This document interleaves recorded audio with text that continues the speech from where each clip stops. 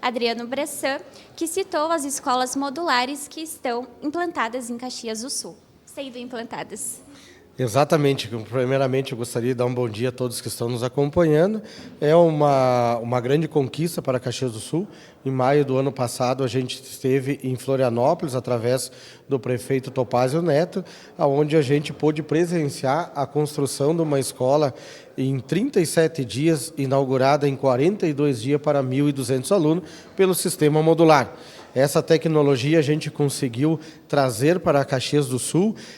Tem um sistema muito trabalhoso, porque não é só trazer empresa, a gente tem uma questão de Senlic, de poder fazer também todo esse trâmite legal das papeladas, que é muito necessário, e a gente conseguiu, graças a Deus, ter êxito, e nesse momento deste mês a gente conseguiu já a inauguração de 2 ampliações, onde temos a Padre Leonardo Murialdo, na região do São Marquinhos, que vai atender em torno de 140 crianças, e também uma na região da Parada Cristal, que é na escola Armindo Turra. Temos muito ainda trabalho pela frente, tenho certeza absoluta que o zoneamento, a falta e o déficit de vagas por zoneamento, ela é muito grande, traz muitos prejuízos para o município, onde o custo é muito elevado na questão do transporte, mas a gente vai trabalhar intensamente para que possamos ampliar diversas outras escolas, que eu tenho certeza absoluta que terá um ganho e um benefício para a comunidade, para o município de Caxias do Sul.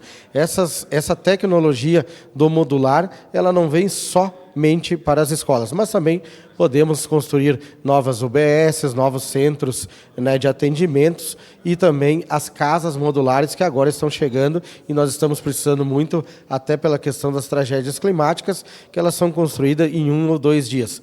Essa tecnologia, ela é pertinente. Temos que nos interessar, através do poder público, para instalar empresas que possam construir, e assim nós entregarmos casas, UBSs, ampliação de escola para a comunidade em tempo recorde, que isso é um benefício muito grande para a população caxiense. Certinho, então, muito obrigada, vereador.